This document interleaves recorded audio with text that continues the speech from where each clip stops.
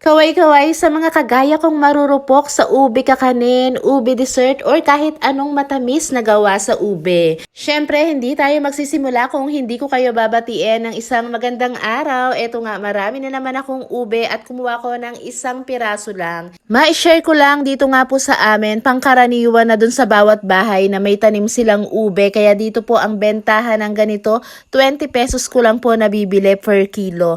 Meron pa nga akong 5 kilo at hindi naman ako nagagawa muna ng halaya dahil medyo matrabaho yon. Ngayon ang gagawin ko po ay mabilisan lang na pang merienda. Yung nakaraan ngang ube na ginamit ko sa halaya ay medyo madilaw-dilaw pero itong isa na to talaga namang pagkaganda-ganda ng kulay, ubing ube. At para nga dito sa recipe na to ay kakailanganin rin natin ng gata ng nyog na pwedeng-pwede ka namang gumamit nung mga ready ng gata para hindi ka na mahirapan.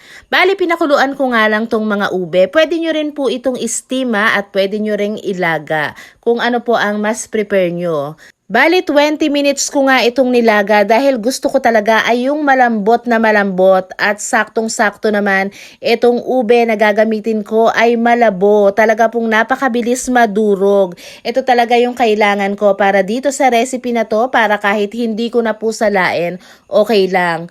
4 cups nga lang yung aking kukunin dito dahil konti lang naman yung lulutuin ko at yung matitira, ilalagay ko po yan sa freezer para anytime na mag-crave uli kami ng kalamay, meron na akong ready at laga ng ube. Bali, naglagay nga rin pala ako rito ng 5 cups ng coconut milk, hinalo ko lang pong maigi yan. Kung gusto nyo pong salain, pwede nyo pong salain ha. Nilagay ko na rin yung isang lata ng condensed milk at kalahating tasa ng sugar. Adjust nyo na lang po yung sweetness. Kung gusto nyo yung mas matamis, pwede kayong mag-add ng sugar or condensed milk. Para naman sa ating latek, 2 cups ng kakanggata. Lulutuin lang natin over medium heat. Pag kumulo na, magpo-form na po yan ng latek. Pagkatapos hinaan na natin yung apoy. Pag ganito na yung itsura, i-transfer natin agad sa bowl. Salain po natin yung pinakalangis. Dito naman sa separate na lagayan ay maglalagay tayo ng 2 cups ng glutinous rice flour or yung giniling na malagkit na bigas.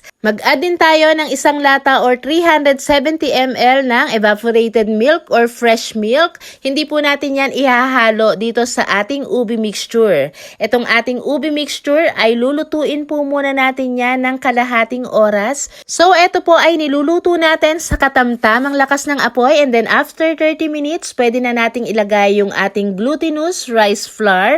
Continuous po nating haluin para hindi po ito magbuo-buo. Bali ito po ay lulutuin natin ng mahigit 1 oras. Basta tuloy-tuloy nga lang yung halo hanggang ma-achieve natin yung thickness at yung kunat na hinahanap mo. So kung gusto nyo nga po ay yung smooth ang texture ng inyong ube kalamay, pwede nyo pong salain yung inyong ube or pwede nyo ring i-blender yan para pinong-pino talaga. Nag-brush nga lang ako ng konting coconut oil dito sa dahon ng saging bago ko isalin itong aking ube kalamay. Nako, talaga namang sino nga ba ang hindi matatakam kapag nakakita tayo ng kulay ube na kakanin?